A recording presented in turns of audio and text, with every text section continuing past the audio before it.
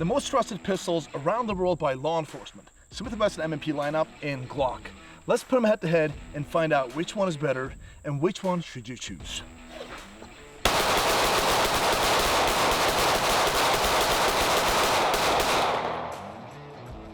Talking about. Let's find out.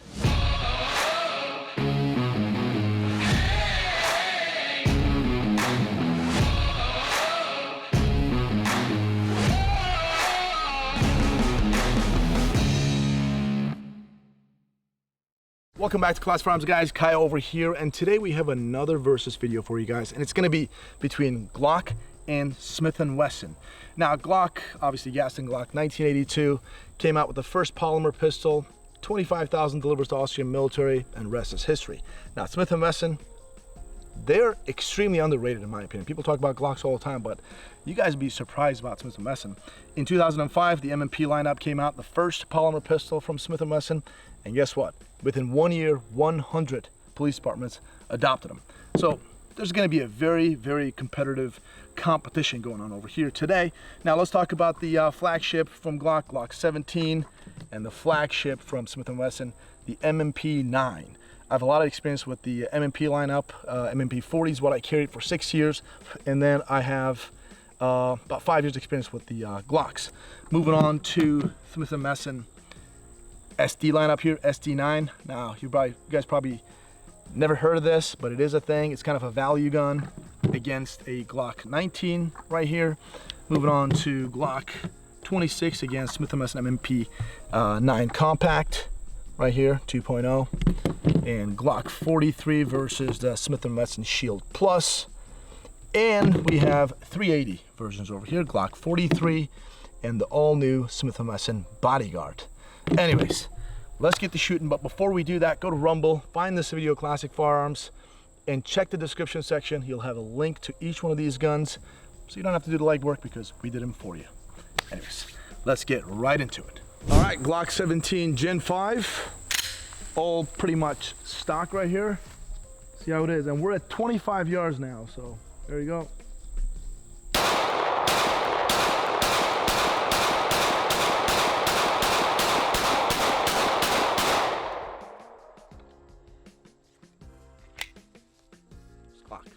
And Smith & Wesson M&P 2.0. Now this has the non-hinge trigger. You guys probably know the hinge trigger, which you'll see with the SD. I don't like that, but the flat trigger, so much better. All right, again, press right sights.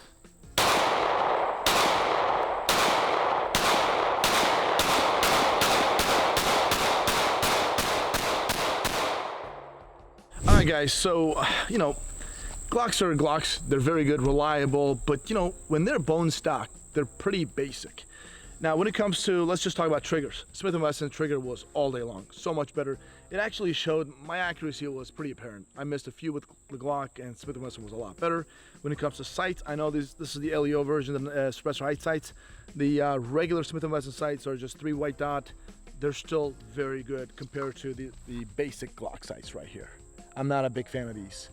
So the trigger and obviously the sights alone, Smith & Wesson feels it's so much more ahead. But when it comes to grip angle, just the texture, how the gun stays in your hand, guys, you can't beat it. Smith & Wesson in this case was a clear winner for me when compared to a bone stock Glock 17. In order for a Glock 17 to compete with a stock M&P 9, you need sights, you need a better trigger, and maybe even a little bit better stippling job. That's when you can pretty much go against the M&P lineup. Let me know if you guys agree or not. Anyways, regardless, 1 point for the Smith & Wesson. Let's move on to the next guns. All right, Glock 19 Gen 5. Everything is the same.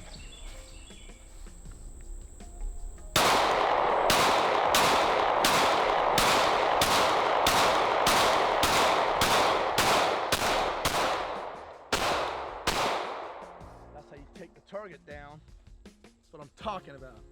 Felt pretty good. All right, let's try the next one. Smith & Wesson SD9. Now, some of you may ask, why didn't you put the M&P 9 Compact against the Glock 19? Yeah, I could have, but there's another Smith & Wesson out there that a lot of people don't know about. And in my personal opinion, this is more comparable. It actually, again, this was, Smith & Wesson had the Sigma version, and the Sigma actually was sued by Glock. And guess what? Glock won because Sigma was pretty much a Glock clone. And Smith & Wesson didn't have the license, so they ended up paying a lot to Glock. At the same time, they were forced to do some revisions to the Sigma version, and that is when the SD9 was born. It still has some Glock DNA. Look at the takedown pins right here. So I think this is more comparable, especially size-wise too, to the Glock 19. At the same time, far more affordable. Again, go to Rumble Classic Firearms, check this video, check the link out, you'll know what I'm talking about. That being said, let's get to it. God, I hate this hinge trigger, man. Oh, so. Wow, that's a horrible trigger.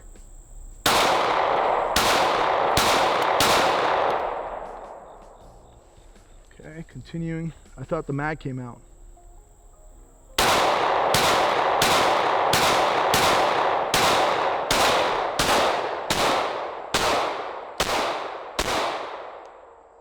All right, so let me get the Glock 19 and let's actually break this thing down. All right, so Glock 19 is something that I'm very familiar with. The SD9, I'm not, right? I'm familiar with the MMP lineup. Oh man, I'll straight up tell you guys Glock 19 won without a doubt, even in its stock form, because I don't like the sights, I don't like the trigger, but it still was superior. I don't like the hinge trigger. I think a lot of people agree with me. It is reliable. I'm not talking about the reliability, but when it comes to feeling, guys, it just doesn't feel good. And it was super heavy and it would just break down. Let me get this thing. This is completely clear. I want you guys to see this trigger. So that's the wall and I'm pressing. I really am applying over 5 pounds pressure right now. Travel, look, it's always all the way to the back wall. There we go. Breaks, and let's see how the reset is. I don't care about reset, some people do. It's right there. So trigger is not all that good, and because of that I actually had a hard time getting my shots accurately downrange. So I didn't like it. It wasn't a good shooting experience, but for the price point, it's a great defensive gun. There you go. Let's move on to the Glock 26 and the Smith & Wesson MMP 2.0. It's 9mm compact. All right, Glock 26 right off the gate, guys. I mean, I would need an extension. This thing, I know what Glock was thinking, you know. When you carry this thing, it's not gonna print at all, whatever you carry, right? But man, I can't grab this thing. Let's see how this looks. All right, hopefully I can keep this in my hand. All right.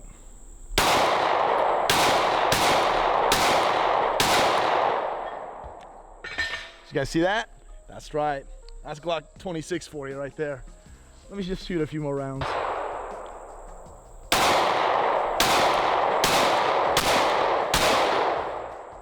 Yeah, I just find myself constantly trying to recorrect my grip because I just don't have a full purchase. So let me fix that target and let's use the MMP 9 2.0 subcompact. Sorry, I said compact, it is subcompact. All right, MMP 2.0 subcompact right off the gate. You guys see the difference. At least I can put my pinky on there with this tiny little extension. It is small, but it's a big deal. You really need a full purchase on a gun to be able to get better, accurate shot placement downrange. So anyways, let's shoot this thing and see how it is. All right, that trigger, man.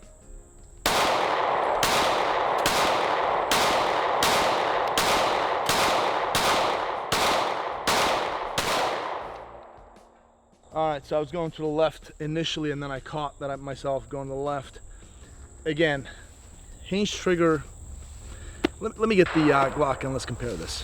All right, so we've got the 26 and the subcompact MMP 2.0.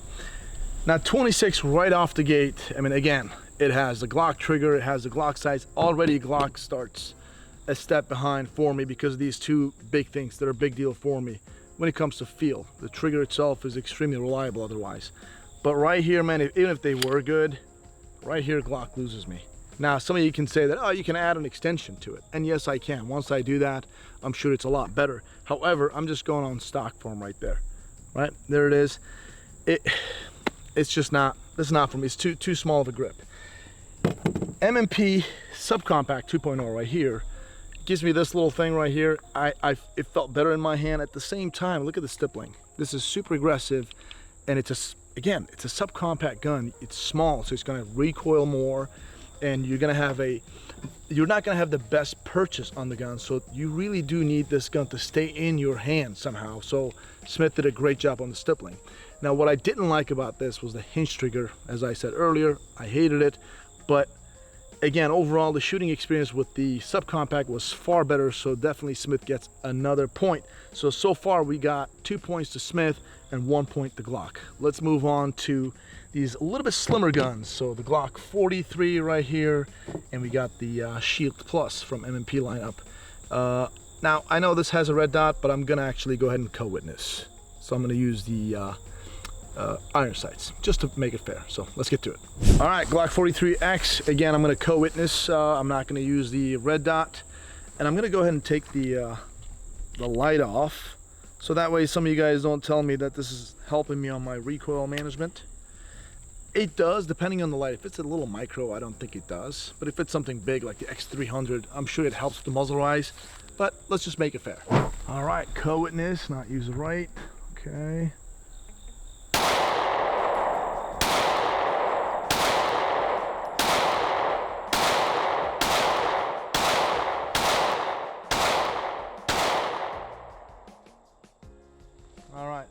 And you know what?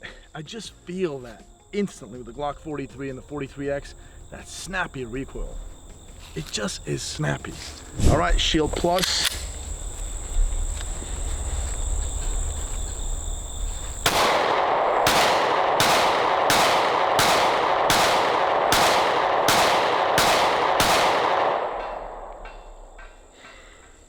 Dude, right off the gate, man, this felt pretty good. Let me grab the Glock 43. Now guys, I'm gonna go ahead and give it right off the gate a point to Smith right here. Now this means Smith has 3 points in Glock 1.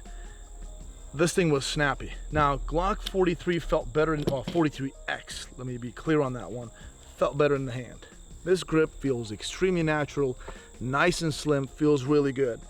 Now when it comes to the M&P Shield Plus, you guys can tell I'm kind of missing the pinky right there. I don't like that, but it's not too terrible. It's not like the Glock 26 level, right? You throw a little extension there, and you could, I guess, mitigate that. But as it is, I'm going factory. Wasn't as good. Trigger was actually better than the Glock. And right there, you guys can see, if this had a hinge trigger, it was going to be a close toss-up for me. Still, due to recoil management, maybe Smith could still win it because it did feel softer to shoot the Shield Plus over the 43X. Now sights, look at them. You guys tell me which one you prefer. I really do like a 3-dot, a combat style sights as opposed to the U-notch thing in the back for a Glock. Front sights are the same. That's my personal preference. And so overall, besides the grip, again, this is a 43X, so it's going to print more. I would say Smith overall was superior in every other aspect. So, and also I was able to shoot it more accurately than the Glock. So there it is. Now the 9mm are done. We're gonna move on to the 380s right here. Now, this is pretty much a Glock 43, right? If you look at it, I mean, it's tiny. I'm gonna show you right there. Super hard to get a hold of, right? This is pretty much like the 26, but 26 is a thick boy, so it's a little bit easier to grab the 43, or in this case 42, which is chambered in 380. Now look at the bodyguard. This little guy is actually pretty impressive. Look at it, guys. I don't have small hands, and I grab this thing perfect. I mean, right off the gate, purchase is incredible. I want to see if this is actually going to translate to accurate shot placement at 25 yards. So let's give it a try. Start with the Glock first. That little guy's pretty impressive. Yeah, so size is not always important, right? Woo! Yeah, there you go. All right. All right, 380, baby. 25 yards. Let's get to it. Let's take our time a little bit.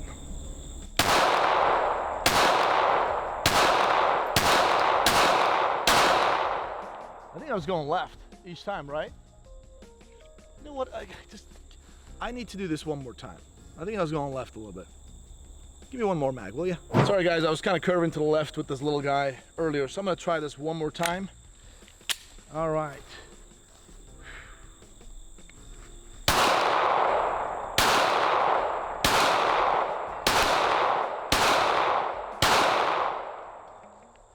I think I was more straight this time. So let's try the Bodyguard. Bodyguard 2.0, brand new 2024 gun. It feels good. It really does. Let me see how this thing shoots. All right. Oh, nice sight.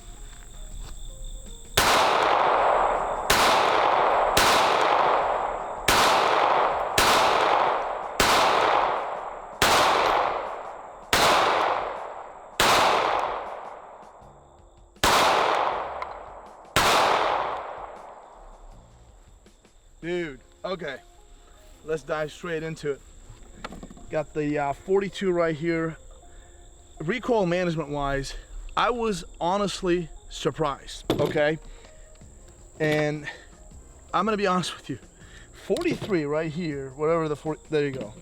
This thing was super snappy when compared to the Subcompact, well, Shield Plus, sorry, right here. I thought I was gonna get the same exact performance with the 380 Glock 42 against the Bodyguard 2.0. And no, actually Glock was less snappy. Bodyguard 2.0 was snappier. However, ergonomically, Bodyguard felt really good again. Feels really good in the hand. It's tiny little guy. Like, I mean, let me show you guys like that. Look at this thing, how small this gun is when compared to the Glock 42. Overall, it was really good. It does have an external safety. I know some people are very big on it. Like, it's an additional safety for you, especially for a carry gun. And the sight, I like that sight. There's like black, the raised sight and the rear sight. And we got a little orange dot up front. I thought this was really cool. And trigger wise, got nice little flat trigger right here. Let me get the mag out and show it to you. So there we go. So there you go. That's a wall right at 90, and check it out. That's it, and that's pretty good. And here's your reset. Oh, sorry, I didn't let the slide fully go. There you go. That's it. So pretty good for a carry gun, in my opinion. I'm gonna have to go ahead and give this to the Smith & Wesson Bodyguard 2.0. And I really don't want to sound biased over here. I'm trying not to, because everybody knows me here at the channel. I love Glock. In fact, to a point where some people are hating on me that I am such a big Glock fan or Glock fanboy, and I am. I really do love Glocks. I've carried them for years. I've depended my life on them. Over 25 million delivered so far. So they're out there for a reason. However, a lot of people, like, as a fanboy myself, I love them, right? A lot of people just think Glocks are end all be all, and they're not. There's a lot of other awesome guns out there. And again, every time somebody that I know shot the MMP 2.0 right here, 9mm, against any Glocks, unless they're super modified Glocks, like one of those Terran Tactical Innovations Combat Masters, right? They absolutely fell in love with the MMP lineup. They're just awesome. They kind of sucked with the hinge trigger, and they kind of mitigated that and came up with a different trigger. These are my thoughts. Looks like Glock got 1 point and Smith & Wesson got 4 points. Let me know if you guys agree or not, and let me know now what should be put in the Smith & Wesson against. Which other brand should be bringing out here and kind of do a versus against the Smith & Wesson? CZ? CZ? CZ is actually a good one too. CZ Shadow? Do you even have it? You know, hold on, give me that, okay? Do you even have a comparable Smith & Wesson to a CZ Shadow? Actually, yes they do. It's the Smith & Wesson Competitor. Smith & Wesson Competitor? Mm-hmm. All right, we may want to do that. Let me know in the comment section, do you guys want us to do Smith & Wesson versus CZ? Because here's how these things work. If a brand wins the competition or the versus, they get to go against another one. And then we'll maybe do all-stars. I don't know. We'll try something out. But let us know in the comment section. Again, go to Rumble, find Classic Firearms channel on Rumble, check the description part, and you'll have a link to all of these guns, so you don't have to do the legwork. We did them for you. With that being said, go to cfcontest.com. Good things happen there. The veterans of Classic Firearm, you guys know exactly what I'm talking about. But if you are new to the channel, which, welcome, check out cfcontest.com. You will thank me later. That being said, guys, I hope you guys enjoyed this video. Hopefully it was valuable to you guys. Thanks for your business. Thanks for checking the video out. God bless, and we'll see you on the next one.